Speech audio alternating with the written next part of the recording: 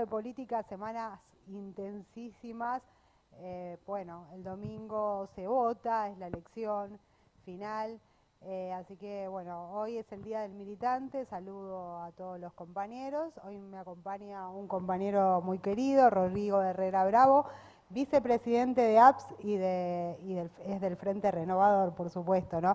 Él ha ocupado diversos cargos en diferentes gestiones, así que bueno, es un placer tenerte acá, Rodrigo. En principio, bueno, ¿cómo estás?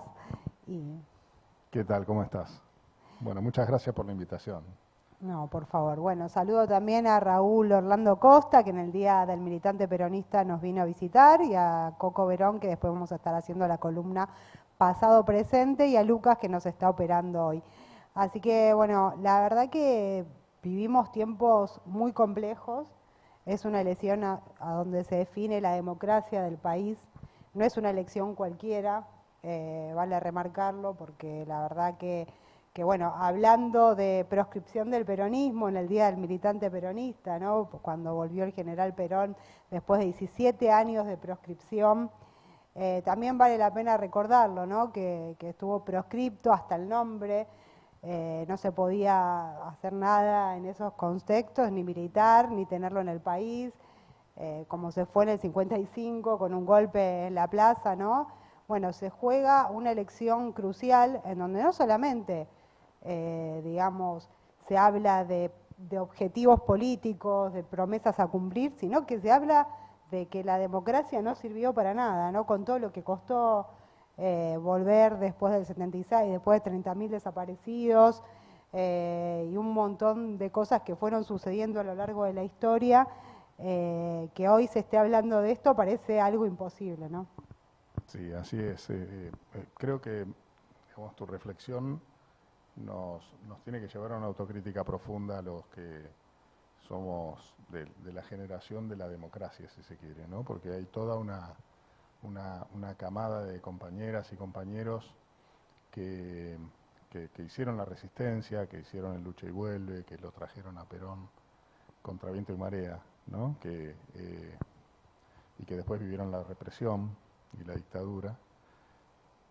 Pero a partir del 83 son 40 años de democracia ininterrumpida y hay varias generaciones, entre las que me cuento, digamos, yo tenía 15 años en el 83, empecé a militar, digamos, en esa época,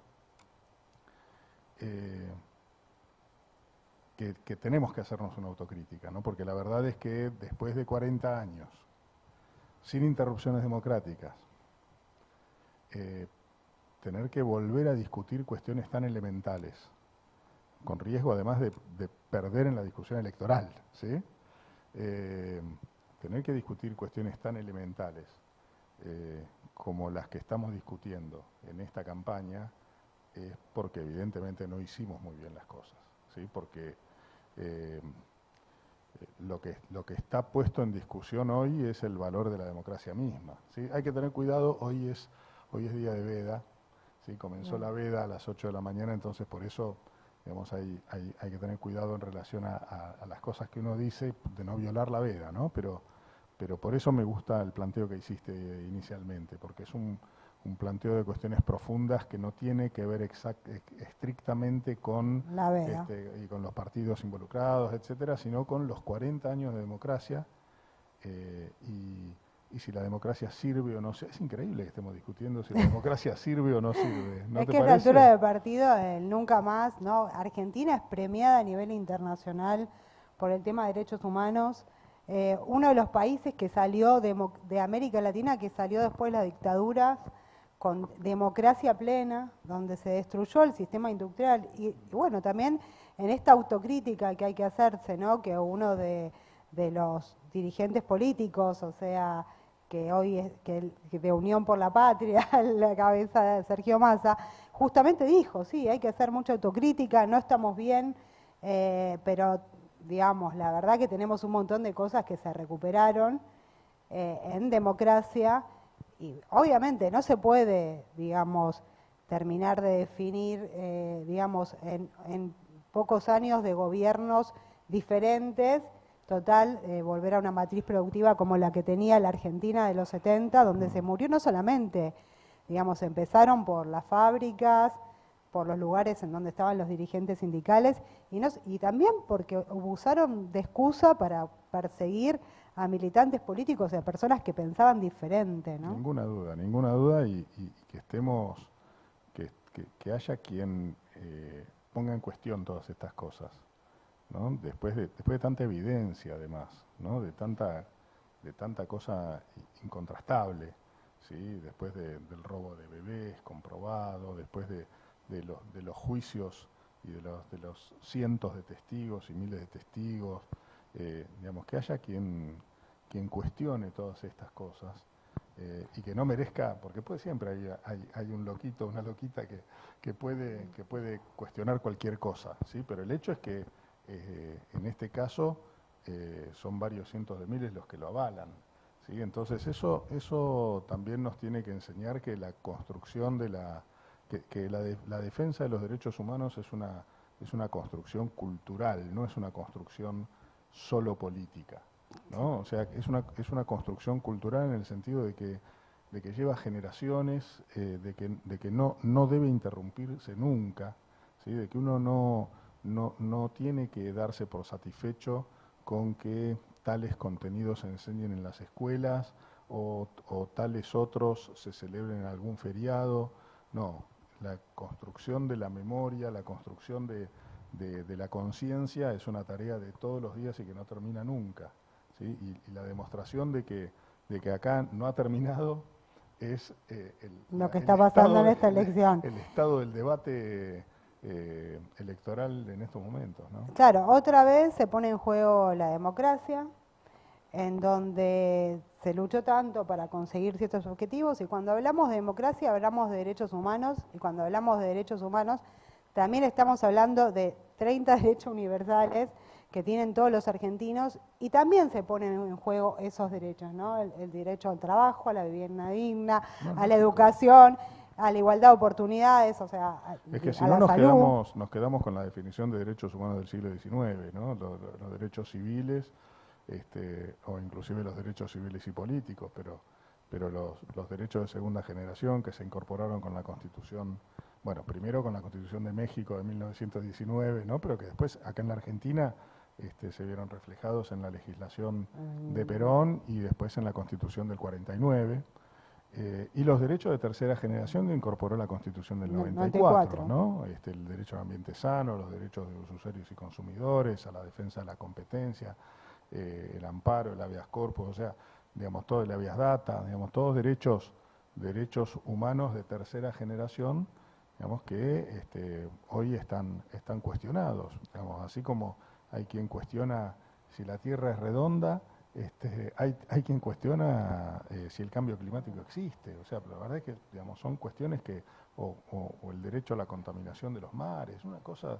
Sí, no, o sea, el derecho a la salud, ¿no? Tanto. Sí, el derecho a la salud, el derecho a la educación.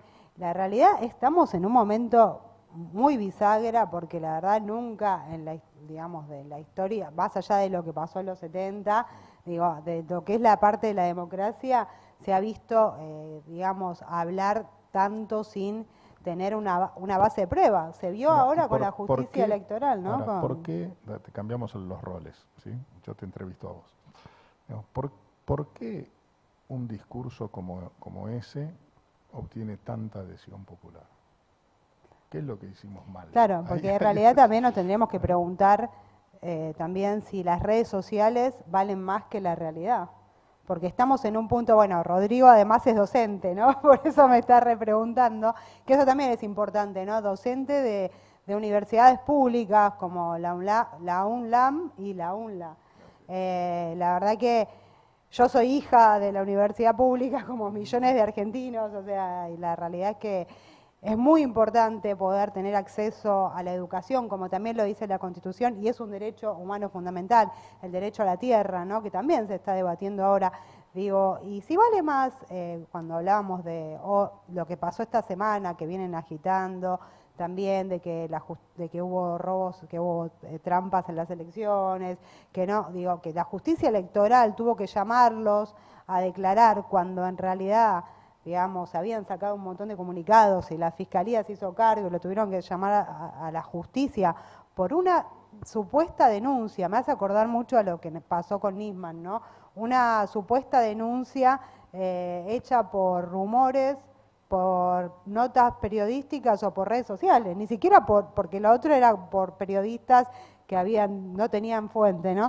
Y ahora esto es por redes sociales. Sí, haces muy bien en relacionar la construcción de la fake news, ¿no? Que es un fenómeno de los últimos 15, 20 años, si se quiere, con lo que está sucediendo, ¿sí? Yo hace poquito, creo que hoy a la mañana, leí que uno de los candidatos presidenciales había publicado una foto en su página, suponiendo que estaba difundiendo su acto de cierre, y la foto era de la fiesta del orgullo, o sea, todo vale, todo está permitido. Claro, sacó un comunicado los organizadores, ¿no? Pero aparte justamente los organizadores de la fiesta del orgullo, creo que están en las antípodas del pensamiento del candidato que publicó la foto, ¿sí? O sea, se puede decir cualquier cosa y hay tanta gente que crea cualquier cosa que se diga. Digamos, creo que esto es una cuestión que nosotros tenemos que reflexionar, sobre todo cuando en el momento en que vamos al cuarto oscuro, ¿no? Porque una cosa es elegir a alguien que se postula para un cargo que puede ser histriónico, que puede ser divertido, que puede ser, ahora se dice disruptivo, ¿sí? Que puede ser entretenido, que nos puede causar gracia en algún momento, o que puede servir para canalizar la bronca en un determinado momento. Y esa persona, bueno, uno la vea como idónea para el cargo que va a ocupar, ¿sí? En todo caso, el histrionismo, la disrupción y todo eso son detalles que configuran al personaje, pero debajo hay una sustancia, ¿sí? Más allá de si el personaje o no da, yo estoy pensando ahora, por ejemplo, en el actual presidente de Ucrania, ¿sí? Zelensky, que era un actor cómico, ¿sí? Que estaba en una serie, qué sé yo, y que, digamos, se burlaba de los políticos, y etcétera, ganó popularidad. Era un actor cómico. Bueno, hoy ese señor, digamos, está en el medio de una guerra con Rusia. Bueno, a ver, yo no sé, digamos, no soy ucraniano, no lo voté, no lo dejaría de votar, pero digo, digamos, una cosa es la popularidad, el histrionismo, el presentarse como diferente, y otra cosa es tener el background, ¿sí? Tener los conocimientos, la experiencia, la ubicación, la calidad de representante de todos los ciudadanos y ciudadanas de tu país, ¿sí? Entonces, digo, digamos, cada cosa tiene que tener su lugar. No, bueno, porque las consecuencias pueden ser muy graves. Es muy grave lo que estás planteando, porque es así como está diciendo Rodrigo. La realidad es que no podemos dejar que cualquiera gobierne un país como ciudadanos, porque creo que la palabra mismo representante digamos, de la patria o de los ciudadanos, tienen que ser personas capacitadas. Entonces uno tiene que pensar, una persona que no sabe, que quedó en el debate demostrado, que no sabe cuáles son las leyes, bueno, cuáles son, digamos, que no sabe lo que es el GDE, que cualquier persona que haya trabajado en el Estado no tiene un, digamos, psicoanalítico coherente. Me parecería que habría que replantearse, ¿no?, en esta forma de unidad nacional, que ahora también vamos a hablar del tema, la realidad es que tendríamos que ponernos de acuerdo a todos los ciudadanos de bien, que mínimo una persona para ser presidente de los argentinos, tiene que tener un título de grado y además tiene que tener condiciones psíquicas y mentales y físicas digamos, acordes al momento de la historia que se vive. Los requisitos para ser candidato están en la Constitución Nacional, ¿sí? O sea, vos, a ver, me puse el traje de profe, ¿sí?, de profesor de la universidad. No, digamos, yo ahí no acuerdo con vos en cuanto al título de grado, sería deseable, pero no es exigible, ¿sí? Porque en realidad si la Constitución no lo pide, no se puede pedir, sería proscriptivo pedirlo aparte. Pero Creo que tiene que ser una consideración tácita de la ciudadanía el hecho de... Sí, la Constitución habla de idoneidad, Claro. ¿sí? Y ahí la verdad es que ¿quién decide si es idóneo o no un candidato? Bueno, a ver, es una discusión en el derecho constitucional. Claro, bueno, lo que pasa es que también las normas sociales van cambiando Sí. y la realidad que tenemos un país donde la educación pública es un ejemplo, que hay igualdad de oportunidades, porque no solamente tenés las universidades públicas, sino tenés un acompañamiento del Estado para la gente que no puede estudiar. Digo, y hay un candidato que incluso hizo una propuesta muy interesante respecto a la vivienda, que es un problema fundamental de la gente que viene de alguna provincia, que quizás no tienen universidades, no tienen las carreras, porque universidades por suerte hay un montón en las provincias argentinas, pero hablando de, digamos, de la federalización, también respecto a la vivienda, es un momento en donde realmente, como norma social y capacitación, un candidato debería tener un título o al menos las condiciones psicológicas, y al menos si no, por lo menos ser una persona lectora, que sepa las leyes, que tenga cultura general. Estamos hablando de gente que sale de la televisión o de algún medio, digamos, que no tiene experiencia en ningún tipo de gestión. Lo grave, insisto, para mí, lo que estás diciendo es muy grave, ¿sí? Pero es más grave todavía semejante adhesión popular. O sea, yo trabajaría, digamos, sobre digamos, qué nos pasó a nuestra generación que generamos tanto descontento, generamos un descontento tal acerca de la política que la gente se banca personajes como este. ¿Sí? Ahí me parece que tenemos que, para ser mejores, digo, tenemos que reflexionar sobre digamos, la falta de resultados, digamos, que ha tenido la democracia en estos 40 años en términos de mejorar la movilidad social. Tenemos que cuestionarnos sobre la calidad de los servicios que presta el Estado, ¿sí? O sea, si todo estuviera bien, hay ciertos personajes que no existirían. ¿Sí? Entonces, no, acá, igual digamos, sí, es relativo, tenemos, ¿no? Porque no, siempre, sí, digo, siempre va a haber partidos políticos diferentes. Obviamente que hay muchas falencias de la democracia, que ha dejado la democracia, pero bueno, hubo gobiernos discontinuos, ¿no? Que no fueron lo mismo, el mundo cambió, hubo problemas también mundiales, y esto viene desde hace muchos años en la Argentina, pero creo también que sinceramente en estos gobiernos que se proponen, digamos, de unidad nacional, porque bueno, si no existiera la Libertad Avanza, no existiría Unión por la Patria. Vos fíjate, y si no, vos ahí estás pero bueno, planteando el digo, punto. O sea, hasta ahora, en estos 40 años de democracia, ha habido pocas convocatorias a la unidad nacional. Digamos, y eso es una falencia, eso es algo que se está corrigiendo ahora. La convocatoria, bueno, no podemos hablar hubo de, convocatorias de pero unidad por la nacional, veda, pero digo, no se hicieron efectivas. Sí hubo transversalidad en los gobiernos de Néstor y de Cristina, en el de Alberto también, pero no, por ahí no se llevó efectivamente del todo el acompañamiento de la unidad nacional, que recordemos, hablando del Día del Militante Peronista, que el que hablaba de unidad nacional fue el general Perón, ¿no? En su libro América Latina Ahora Nunca, y que hablaba también, venía hablando, ¿no? De la tercera posición, de que los argentinos de bien, todos tenían que luchar por el bien común. Y en la comunidad organizada y en conducción por... a ver, el Perón que vuelve en el 72, ¿sí? Es un Perón que se abraza con Balbín, es un Perón que organiza la reunión en el restaurante Nino en Vicente López, en donde convoca a todos los partidos políticos, no van todos, pero van muchísimos partidos políticos. Es un Perón para una Argentina, es la única de las 20 verdades que Perón corrige. Cambio. Para un peronista no hay nada mejor que un peronista, y para un argentino no hay nada mejor que un argentino. Con lo que, digamos, hay un mensaje de unidad nacional muy importante en el Perón, sí, que regresa.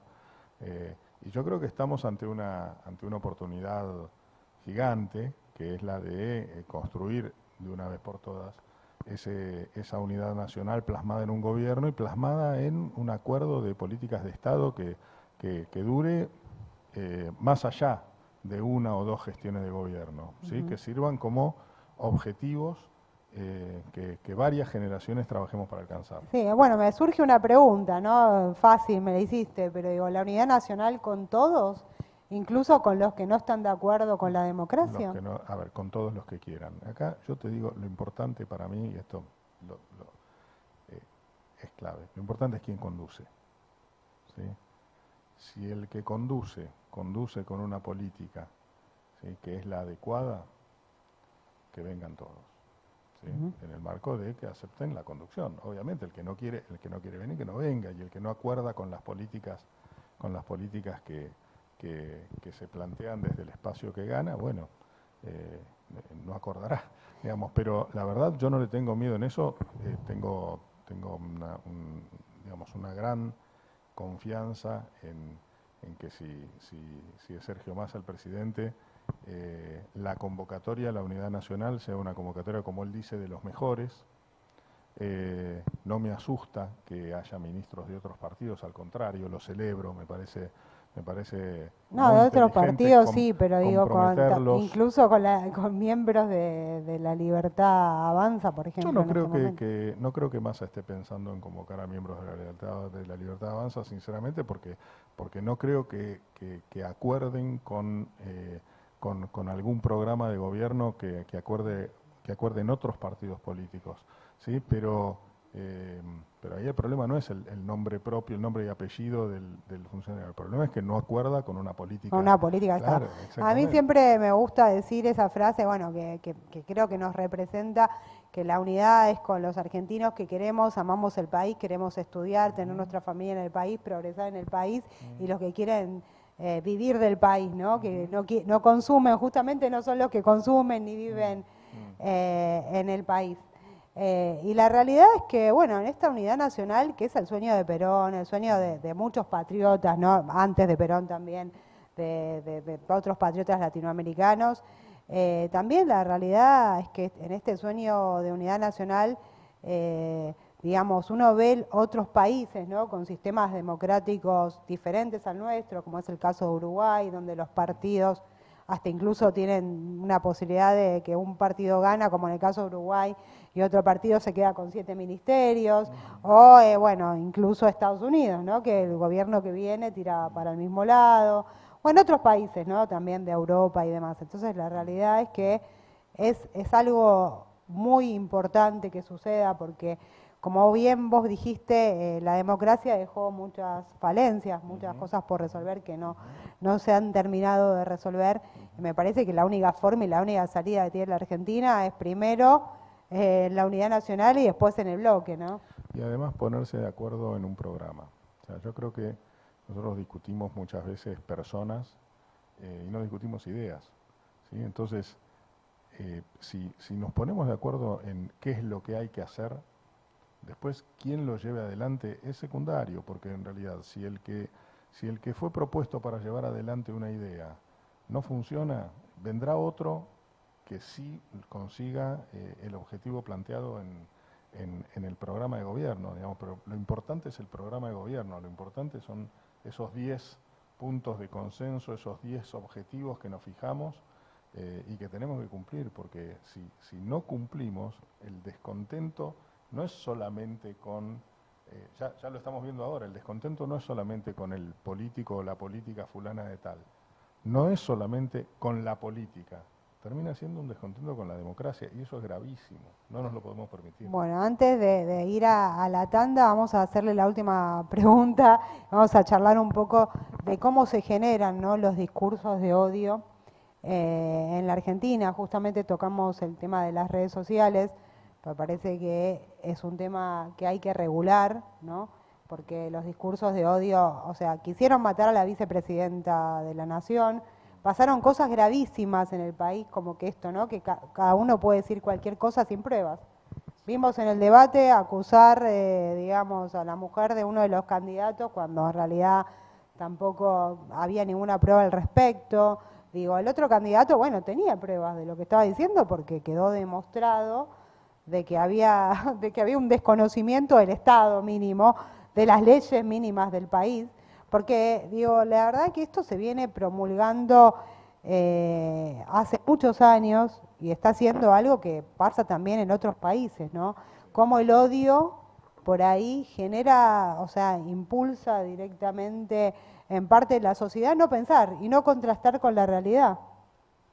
Sí, sí, tocaste varios temas a la vez, Sí. que están todos relacionados, todos relacionados. Lo que pasa es que son temas profundos, digamos, yo los englobaría todos en el marco de la cultura política, ¿no? Me parece que somos una democracia joven, no hemos trabajado suficientemente el valor de la memoria,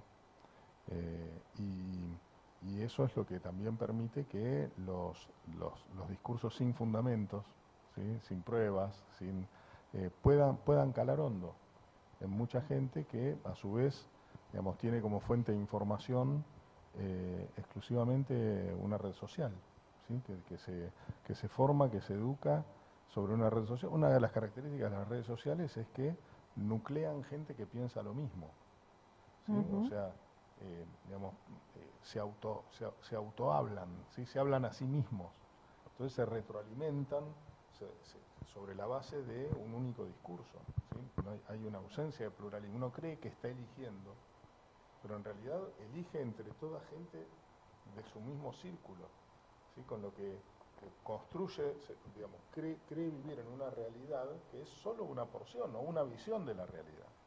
¿Sí? Es un tema muy profundo, muy complicado. Es como el tema del metaverso, ¿no? Digamos, bueno, la gente vive en una realidad paralela. Sobre la regulación, digamos, todavía no hay legislación en países, en el mundo, que se aplique más allá de la legislación que históricamente ha habido en relación al tema de las calumnias e injurias o digamos, ciertos límites a la libertad de prensa o a la libertad de expresión, digamos, pero todavía no hay una regulación consolidada en relación a la cuestión de cómo regular en las redes sociales los discursos de odio, ¿no? Pero es una discusión que seguro que hay que dar, y es una discusión sobre todo que va a haber que dar a partir de esta campaña en donde no se privaron de nada, ¿no? No, por supuesto, aparte una campaña muy, digamos, sucia, una campaña totalmente sin, o sea, de un lado un montón de propuestas y un montón de medidas que se están tomando, y del otro lado una campaña con fake news, mentiras, digamos, y también, bueno, uno también se debería preguntar en estos 30 años de democracia, porque hay esta anomia en la sociedad y qué es lo que pasa realmente con las familias. Pero bueno, en un ratito seguimos acá con Rodrigo Herrera Bravo y el doctor Coco Verón hablando de pasado, presente y la militancia, ¿no? Así que bueno, enseguida volvemos. Para mí la violencia es cualquier tipo de agresión, ya sea física, verbal, psicológica, que se ejerza con otra persona.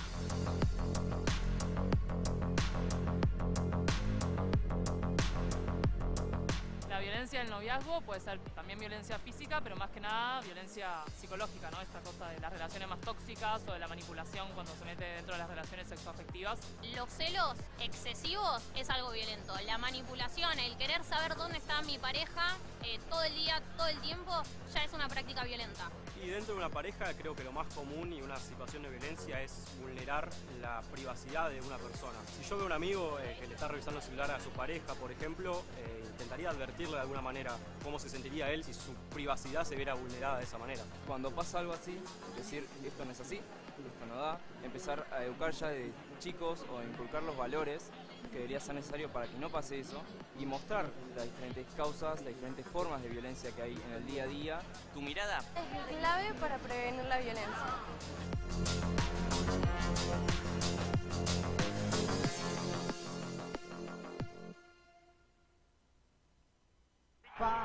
Ay, dale, escuchame. Mirá lo que tengo para mostrarte. Así vas a estar en 10 años. ¿Cómo te ves? Mirá, me veo bastante fachero, sí. Tranquilo y sobre todo jubilado. Ah, ¿te vas a jubilar? Sí, yo me estoy encargando de eso. Qué bueno. Bueno, dale, prende. Si te faltan hasta 10 años para cumplir la edad para jubilarte y adeudás aportes, ahora los podés regularizar con el nuevo plan de pago de deuda previsional. Tu esfuerzo cuenta. ANSES, Argentina Presidencia.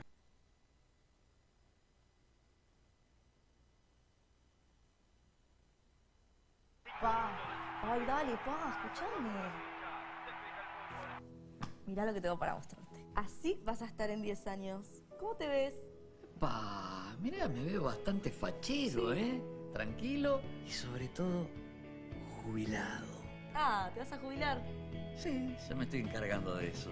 Qué bueno. Bueno, dale, prendé. Si te faltan hasta 10 años para cumplir la edad para jubilarte y adeudás aportes, ahora los podés regularizar con el nuevo plan de pago de deuda previsional. Tu esfuerzo cuenta. ANSES, Argentina Presidencia. Para mí la violencia es cualquier tipo de agresión, ya sea física, verbal, psicológica, que se ejerza con otra persona.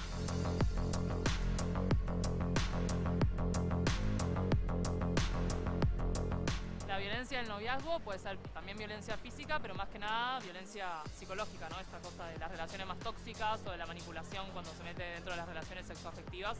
Los celos excesivos es algo violento. La manipulación, el querer saber dónde está mi pareja todo el día, todo el tiempo, ya es una práctica violenta.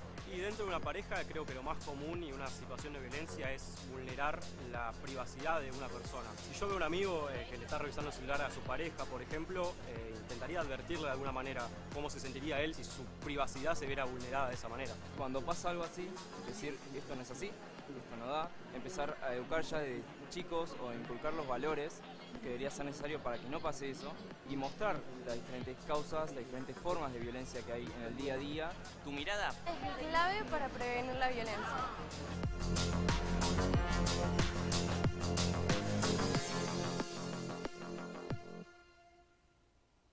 Seguimos acá en Hablemos de Política. Bueno, en la columna pasado, presente con el Coco Verón y acá con Rodrigo Herrera Bravo, que se quedó a acompañarnos a hablar como buen militante político que es. Así que, bueno, Coco, ¿cómo estás, Coco? Bien, hola Gise, hola Rodrigo, buenas tardes a todos. Bueno, creo que hoy tenemos un recordatorio muy importante, ¿no?, para el mundo popular, nacional, para el peronismo estoy hablando, realmente de un 17 de noviembre de allá del año 72, el cual, bueno, por esas cosas de la vida a uno le tocó vivir, y bueno, hoy con el grupo de compañeros que compartimos esas épocas de ir a buscar al general a Ezeiza, creo que bueno, es una fecha muy importante para mí y para otros compañeros que hemos vivido esa época. Así que bueno, creo que el pasado no se repite, yo creo que el pasado vuelve con otras figuras que no se repite, pero sí cambian cosas. Y esas cosas creo que hoy el presente hace que estemos viviendo próximamente el día de pasado mañana, un acto eleccionario, y bueno, creo que es un hecho muy importante para el pueblo argentino, con esta democracia. Antes que hablaba Rodrigo y hablabas vos, y creo que la democracia siempre es perfectible. Nosotros hemos crecido, ¿no es cierto?, y hemos incorporado cosas que nos hacen una democracia un poquito mejor, con cosas que hemos incorporado, cuestiones de género, ley Micaela, en fin, una infinidad de cosas que hace que podamos estar mejor en el presente. Así que bueno, yo creo que es una forma de hacer una introducción al pasado y el presente. Sí, es muy interesante. Bueno, vos viviste ese momento histórico. Acá Rodrigo tenía 15 años. Yo todavía no había... Ah, no, 83. No, 4 años, perdón. Lo maté, pobre Rodrigo. No. Pero me confundí porque, bueno, hablaste de que tenías 15 años en la democracia. Bueno, yo nací en los 80, o sea que prácticamente no recuerdo la dictadura, o sea, porque bueno, ya se estaba terminando en épocas, digamos, de Ricardo Alfonsín. Así que, pero la verdad que vos, Coco, que viviste esa época, ¿no? Se reivindica siempre y vemos desde el candidato opositor, desde el partido político opositor a Unión por la Patria, incluso con la alianza que han formado ahora, todo el tiempo reivindicar, ¿no? El tema de la dictadura, de la democracia, de tener diferentes posturas de acuerdo al número de desaparecidos, hablar de cosas que no son. Vos viviste los 70 y estuviste ahí en la plaza.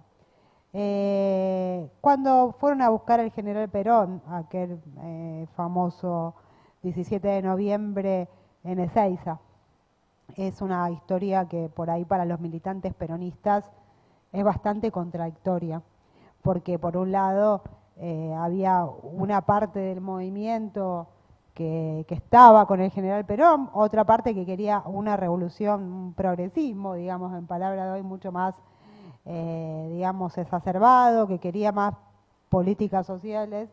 ¿Vos cómo viste que estuviste en ese momento histórico? Yo creo ese momento, ¿no? Creo el haber vivido esa época, como siempre, el comando estratégico y la cosa táctica la teníamos tan incorporada en esa época porque el general desde Madrid al movimiento lo manejaba él. No cabe ninguna duda, él hacía jugar todas las piezas. Yo creo que fue un poco el acorralamiento que sufrió la dictadura de Lanusse en una frase en la cual siempre los peronistas de esa época la recordamos, en la cual un día exacerbado el general Lanusse en un discurso dice: a Perón no le da el cuero. Pues caramba, si le dio el cuero, que vino e hizo una movilización enorme en la República Argentina, que fue el 17 de noviembre justamente del año 72. Yo recuerdo en esa época, 22 años, fue una gran movilización de muchísima gente. Gente que cruzó tomado de las manos el río La Matanza, gente que cruzó lugares realmente donde hoy en día uno se para y dice: ¿y acá cruzaron? Sí, acá se cruzó. Nosotros veníamos de La Plata, me acuerdo que esa noche anterior dormimos en un club muy cerca, que no sé si era Turdera o antes, Jagüel creo. Pasamos la noche ahí, la gente que venía de La Plata, porque un poco el peronismo se había agrupado y un poco teníamos planeado llegar hasta Ezeiza. Y me acuerdo que un día nublado, con una llovizna intermitente que no paraba, y seguía por lugares, por campo a traviesa, lleno de barro, hasta la rodilla, me acuerdo, hasta que nos descubrieron que estábamos llegando a la cabecera de la pista, y me acuerdo que nos pusieron varios tanques de frente, y después sí nos pegamos un gran susto, porque si bien reculamos, ¿no es cierto?, porque veíamos que no nos iban a dejar pasar, pero sí me acuerdo que hicieron una andanada de tiros al aire, al costado, con FAL, ¿no?, porque estaban todos armados con FAL, los militares, y bueno, con gran pena nos volvimos de no poder saludar, pero no nos volvimos totalmente, cada uno a su espacio, nos fuimos a Gaspar Campos. Claro, por supuesto, fue un día muy crítico para la historia de Argentina, que todavía creo que dentro del movimiento peronista no quedó saldado. Nosotros siempre vamos a defender los 30.000 desaparecidos, todos los militantes políticos que lucharon por una patria más justa, a pesar de las diferencias en los 70, que fueron utilizados para después terminar con la dictadura atroz que hubo en Argentina y terminar con la matriz productiva del país. Bueno, columna vertebral que está hoy también proponiendo uno de los candidatos, ¿no?, que al hablar de unidad nacional, apoyarse en los sindicatos, apoyarse también en toda la militancia y el movimiento peronista en su conjunto, peronista y no peronista, de otros partidos, el Radical, bueno, todas las adhesiones de los demás partidos políticos que hoy en día, o sea, están dentro de esta unidad por la patria, ¿no? No está mal nombrarlo porque la unidad por la patria es algo que es un nombre y no solamente significa un nombre ahora de campaña, sino que es la unión de todos los argentinos de bien. Entonces me parece que es muy importante que por ahí el movimiento peronista, ¿no?, en algún momento de estos debates, ¿no?, en serio, de lo que pasó en Ezeiza, de lo que pasó después, y que realmente haya una conciliación del todo y que no hayan dudas. En estos, digamos, 40 años de democracia es muy importante siempre defender a todos los argentinos de bien que lucharon por una patria más justa, con diferencias de un lado y del otro, pero terminar con ciertas cuestiones que en realidad lo que nos une es más grande de lo que nos separa, ¿no? Porque nunca más es lo que nos une. Y me acuerdo que a veces se plantea, ¿no?, esto de tocar los derechos humanos o de tocar o sacar cuestionamientos de los años 70, de las diferentes miradas políticas y un montón de cosas, cuando en realidad estamos en una campaña en donde pasaron más de 40 años de cuando volvió Sí. Perón. Entonces la realidad es que hoy en día hay que analizar firmemente como argentinos qué patria queremos, ¿no? Y me parece que eso también la gente lo vio, porque cuando fue el 2x1, ¿no?, que se trató de implementar, la verdad que la gente masivamente salió a la calle sin ningún tipo de organización y se volvió para atrás. Sí, yo creo que, discúlpame, yo creo que retomando tu diálogo, creo que por allá en el año 72, cuando Perón recibió a Balbín, fue un gesto que inclusive lo dijo Perón, esto lo tenemos que arreglar entre todos. Entre todos. Esto yo creo que hoy en día lo toma uno de los candidatos de la próxima elección, pero creo que es un poco la maduración de una cosa que se inició al regreso del líder del movimiento nacional y que planteó, esto lo tenemos que arreglar entre todos. Y yo creo que este candidato que se presenta ahora lo toma y creo que es una gran realidad. Me parece que tenemos que tener, eso sí, tenemos que tener ejes en el cual coincidir. Por lo menos tener una columna vertebral, no sé, 3 puntos, 4 puntos, después ver cómo avanzamos, digamos, en el próximo gobierno, que esos ejes se mantengan, se sostengan y que sean parte realmente de ese trasuntar democrático que queremos, de un desarrollo de la República Argentina que sea más justo, que sea menos desigual, que realmente haya justicia social, que haya riqueza y que la riqueza la disfrutemos los argentinos, no que la disfruten los demás. Que esto es muy importante, ¿no? Creo que un poco lo decías vos antes, Rodrigo. Sí, yo coincido y además quiero destacar un hecho que me parece importante, que es el de la unidad del peronismo en este momento, ¿no? O sea, uno de los datos de esta campaña electoral es, a ver, el peronismo es un movimiento, no es un partido, ¿no? Por lo tanto tiene distintas expresiones, es difícil ponerse de acuerdo, ¿sí?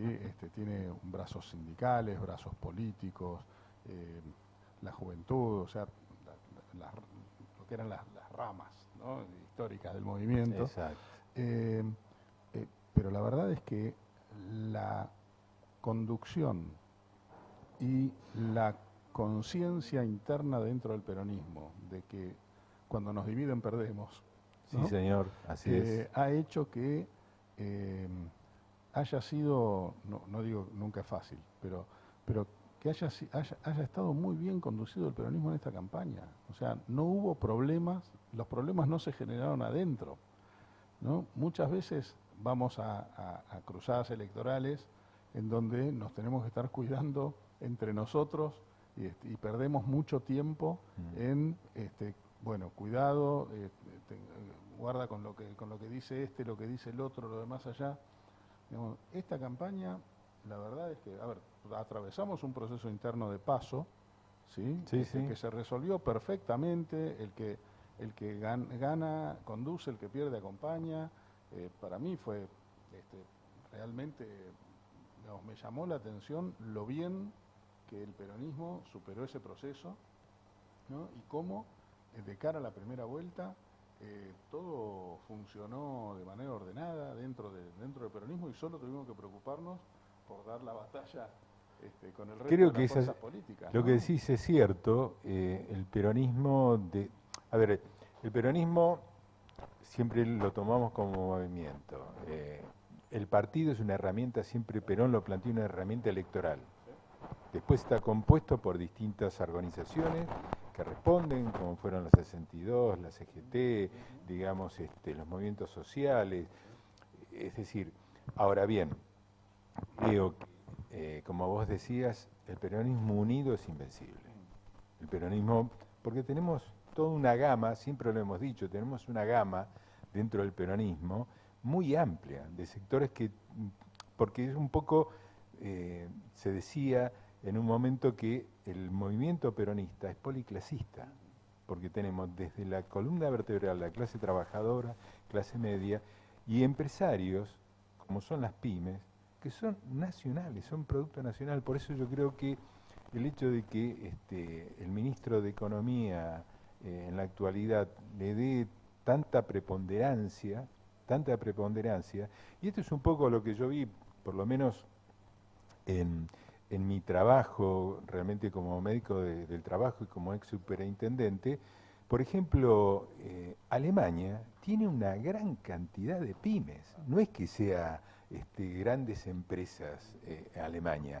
Bueno, el 80% del trabajo argentino lo dan las pymes en Exacto. Argentina, ¿no?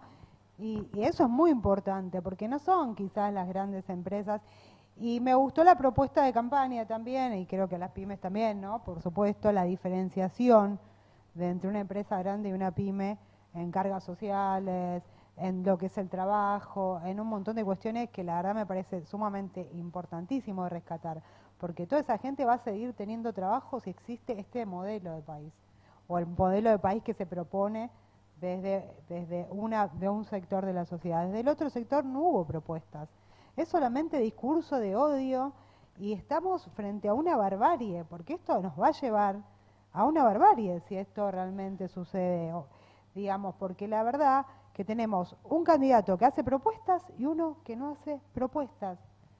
Y la realidad es que se vuelven a reproducir cosas que en Argentina, la verdad, se habían saldado, como los discursos de odio, como un montón de cosas que digo que vuelven a renacer en estos tiempos, más con las redes sociales y más con todo. Pero bueno, se habían prácticamente saldado, ¿no? Porque el movimiento peronista, digamos, fue siempre víctima de los discursos de odio, ¿no?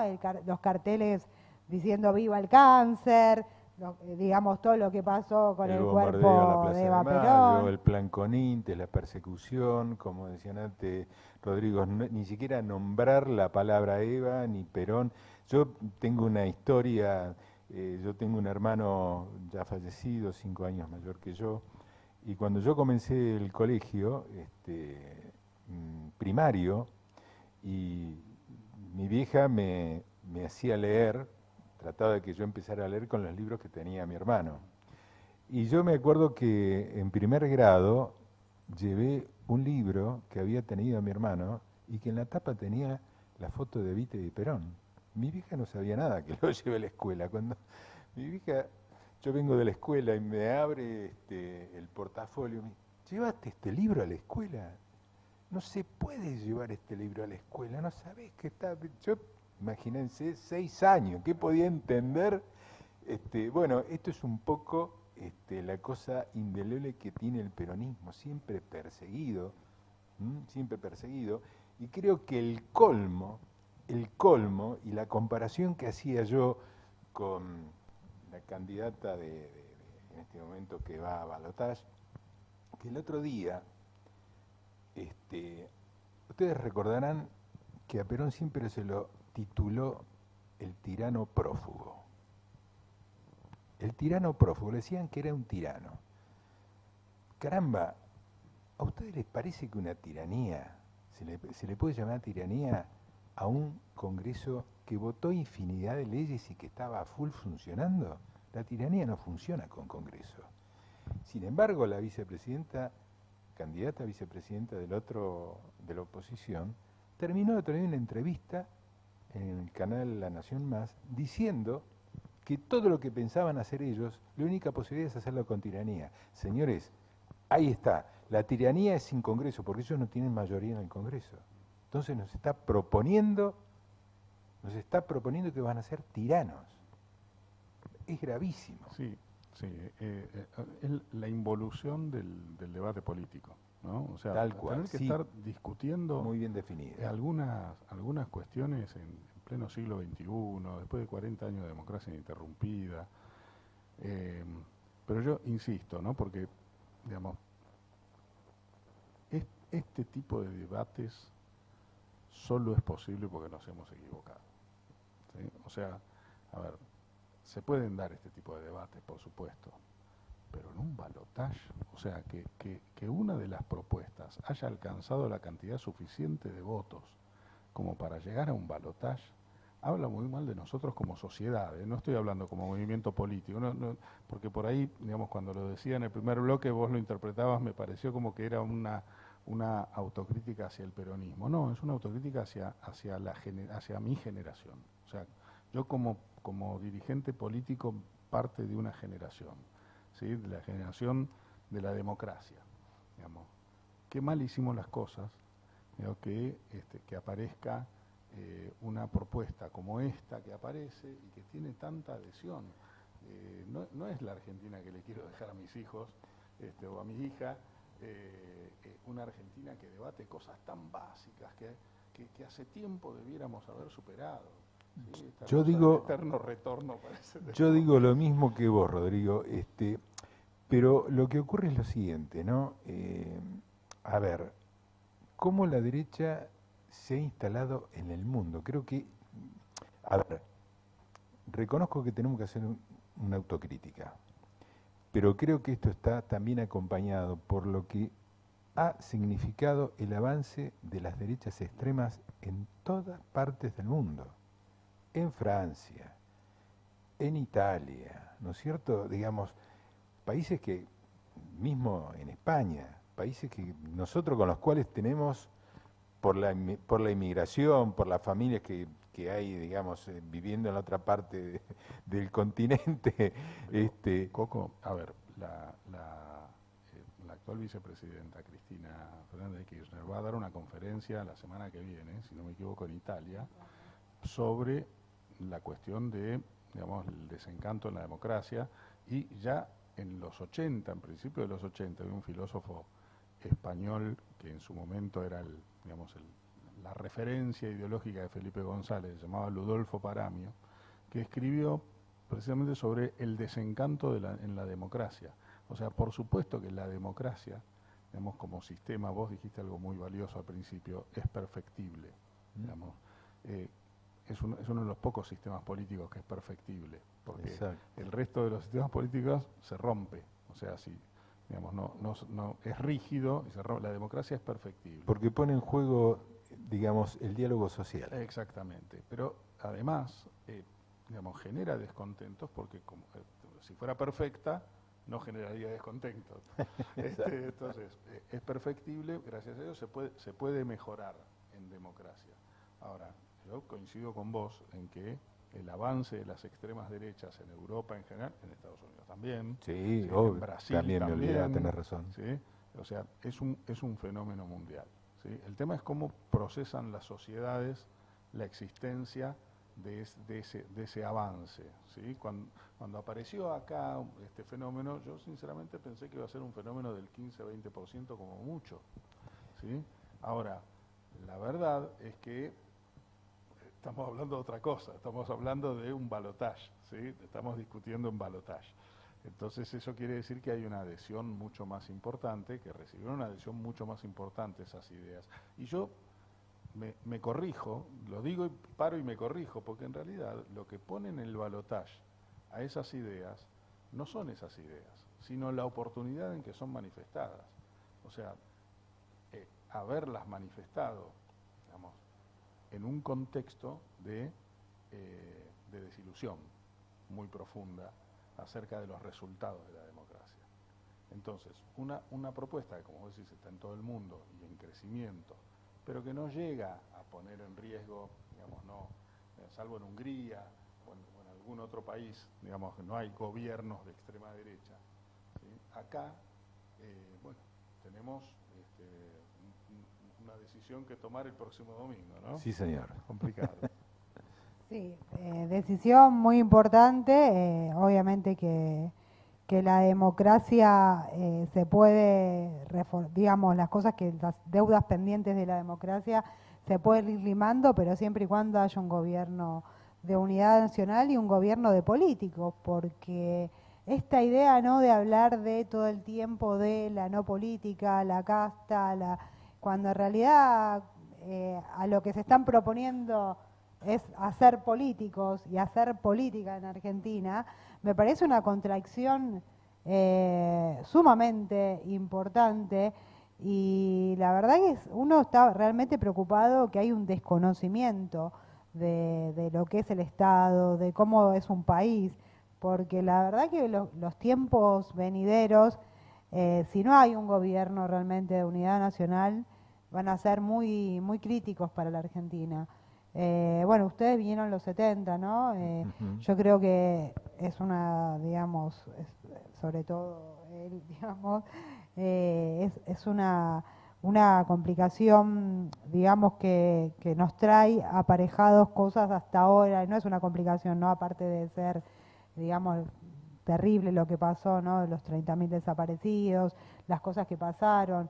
Yo digo, pero la verdad que lo que están proponiendo con esta excusa de que la democracia no ha servido para todo, por supuesto que no, porque fueron gobernando diferentes gobiernos y son 40 años en donde la matriz productiva de un país se vino, primero estaba, digamos, no hasta llegar el general Perón que hizo la Sisi, no había matriz productiva de un país, o sea, vivía de un solo modelo de país. Después, digamos, vino unas dictaduras que hicieron todavía que haya cierta industrialización, hasta la última dictadura, que casualmente no se dio solamente en Argentina, sino en toda Latinoamérica. Y Argentina fue uno de los países que salió con democracia plena, porque acordémonos del caso de Brasil, ¿no? Acordémonos de los casos que pasaron mucho más tiempo en volver a la democracia en sí, y con aciertos y con errores. Argentina, bueno, tuvo diferentes intentos de desestabilización, en el gobierno de Alfonsín, después en el 2001, digo, tuvo, ¿no? O sea, también Menem. Entonces, la verdad que digo, ¿hasta cuándo vamos a no ponernos de acuerdo los argentinos en temas tan elementales como no tocar esto, pero no tocarlo nunca más? Sí, ¿no? Esta ley de negacionismo que se está hablando también es muy importante en esto, pero conservar un sistema que pueda hacer que la Argentina crezca, más allá de las deficiencias. Porque todo el tiempo reproducir discursos de lo que pasó en los 70, de hablar de zurdos en ese momento de comunismo, de hablar de... O sea, hay que hacer un paralelo histórico real de lo que pasó dentro del movimiento peronista. Rodrigo hablaba de que hoy no hay grietas, por suerte, dentro del movimiento peronista, que se luchó mucho, ¿no?, contra eso, pero también hacer un análisis. En los 70 no hubo, también nos dividieron para enfrentarnos, y así nos están dividiendo a lo largo de la historia. Y ahora llegamos a esta anomia, ¿no?, donde también sí hay una autocrítica que hay que hacer como sociedad, porque la verdad que las familias hemos fallado. Digamos, los que vivimos el 2001, mínimo, hemos fallado en transmitir la historia. Se ha fallado de los 70 también digamos, en la suma importancia de qué es lo que es conservar una democracia, ¿no? Y que hay puntos que no se pueden volver para atrás, pase lo que pase, porque no se juega una elección más en esta, no es una elección de partidos, esta es una elección de unión por luchar, por conservar una patria y una democracia, y una unión por terminar y digamos afrontar todo con odio, terminar con las bases elementales de la democracia, y no sabemos lo que puede llegar a pasar en ese esquema, porque la verdad es esa. los jóvenes y mucha de la gente que adhiere a estos partidos no han vivido nada de lo que pasaron, ni el esfuerzo siquiera, porque quieren todo instantáneamente, ni el esfuerzo de lo que pasó una persona para ir a la universidad caminando como iba yo, o sea, pero pude hacerlo porque iba a la universidad pública. Y así un montón de gente que ha podido salir y progresar. Esa misma clase media que se generan de los gobiernos peronistas, nacionales y populares, o radicales también, ¿por qué no? Es la misma clase media que nos llega en contra y se une a estos discursos de odio. Sí, coincido con una palabra que introdujiste, que fue la familia. Creo que ahí hay un tema, me parece, clave en esto que estamos viviendo hoy. Creo que qué pasó con el rol de la familia en explicar, en desarrollar qué pasó en la Argentina, por qué pasó eso en la Argentina, cómo se salió realmente de esa encrucijada que tuvimos. Y bueno, ahí está el debate que decía Rodrigo, la autocrítica tanto a nivel familiar como a nivel organización.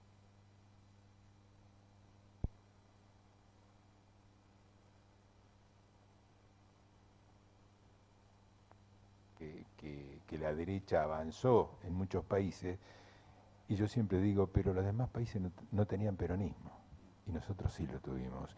Y el peronismo es una marca indeleble en la República Argentina, que indudablemente el poder económico siempre la ha querido borrar porque es parte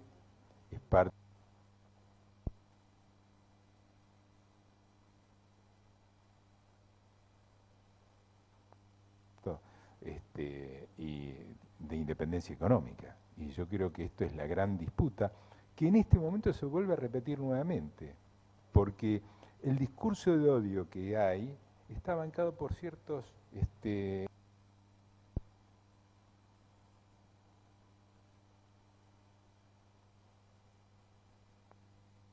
del 76 fue en cierta forma eso.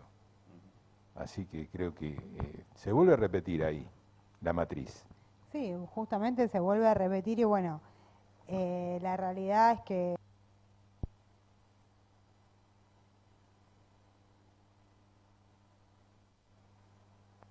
como que no se puede vivir en una realidad paralela, porque las redes sociales, digamos, las fake news y las cosas, digamos, lo que estamos viendo, pero lo que se está viendo más allá de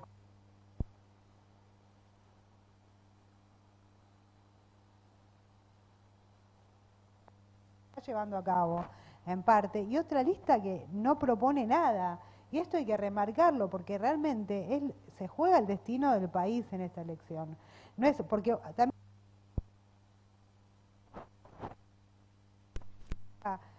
un partido político no pudiera existir el otro, siempre tiene que haber dos fuerzas políticas que compitan mínimamente, ¿no? Se logró una unidad dentro de un frente de muchos partidos políticos que costó un montón y un montón de años, porque todos los procesos son transitorios. Se viene hablando de la unidad nacional hace muchísimo tiempo, lo han hecho Néstor y Cristina, después lo ha hecho Cristina, pero no por ahí en todo el aspecto porque no se lograba.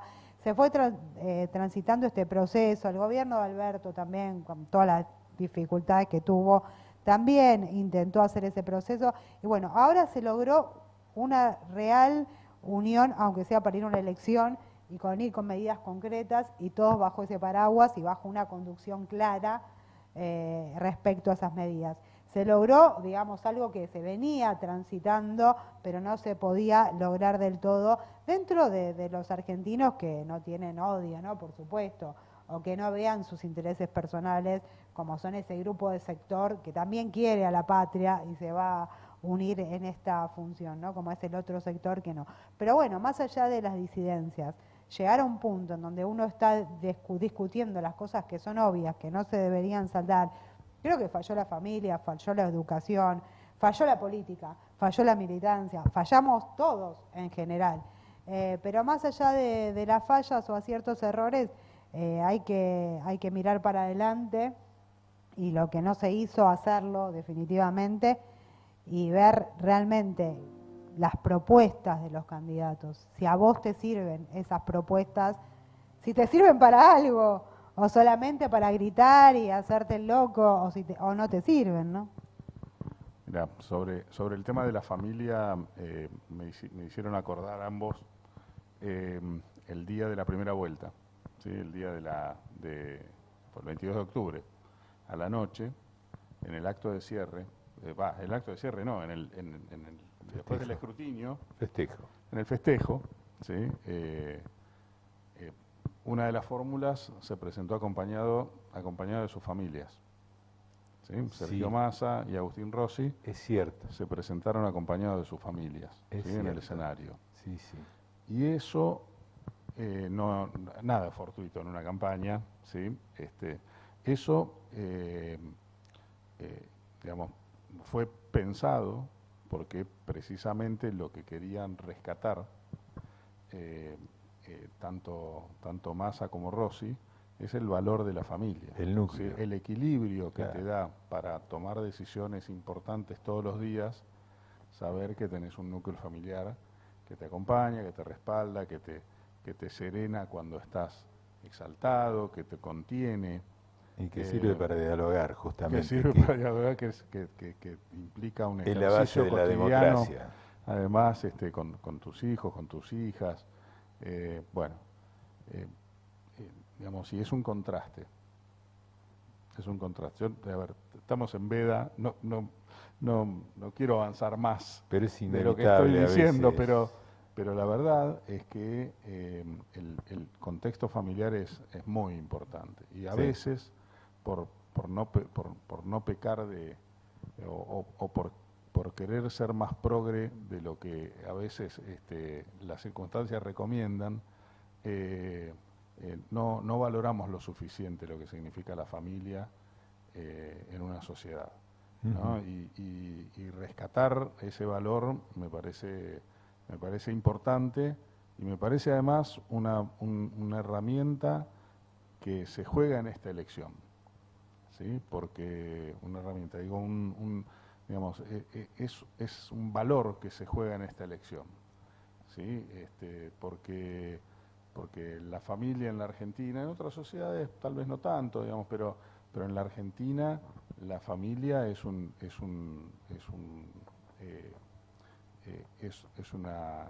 constitutiva de nuestra cultura. Sí, sí. Entonces, yo defino que he tomado una definición de que el día de la elección, el día domingo, lo que se plebiscita es la democracia, concretamente. Bueno, me diste el pie, Coco, para justamente terminar con unas palabras de esto, ¿no? O sea, si se juega la democracia en esta elección, digamos, por supuesto. Así que bueno, muchas gracias por tu columna de pasado y presente. Seguiremos debatiendo acerca de la historia y del peronismo. Rodrigo, ¿querés decir algo más? No, agradecerte la posibilidad. No lo conocía a Coco, así que te agradezco mucho la oportunidad de haberlo conocido a Coco, y siempre quedo a disposición de tus invitaciones para volver. Bueno, muchas gracias a los dos, doctor Coco Verón y Rodrigo Herrera Bravo, me acompañaron hoy, Raúl Costa, que vino a visitarnos por el Día del Militante Peronista, Lucas, que estuvo acá en la operación de TV Sindical.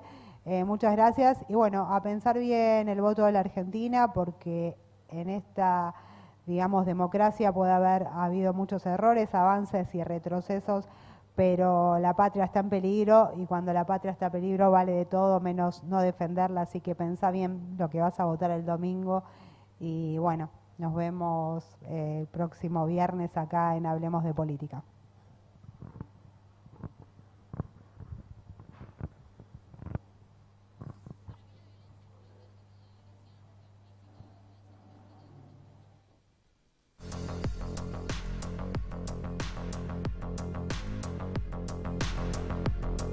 La violencia violencia en el noviazgo puede ser también violencia física, pero más que nada violencia psicológica, ¿no? Esta cosa de las relaciones más tóxicas o de la manipulación cuando se mete dentro de las relaciones sexoafectivas. Los celos excesivos es algo violento. La manipulación, el querer saber dónde está mi pareja todo el día, todo el tiempo, ya es una práctica violenta. Y dentro de una pareja creo que lo más común y una situación de violencia es vulnerar la privacidad de una persona. Si yo veo a un amigo que le está revisando el celular a su pareja, por ejemplo, intentaría advertirle de alguna manera cómo se sentiría él si su privacidad se viera vulnerada de esa manera. Cuando pasa algo así, decir esto no es así, esto no da, empezar a educar ya de chicos o inculcar los valores que debería ser necesario para que no pase eso y mostrar las diferentes causas, las diferentes formas de violencia que hay en el día a día. Tu mirada Es clave para prevenir la violencia.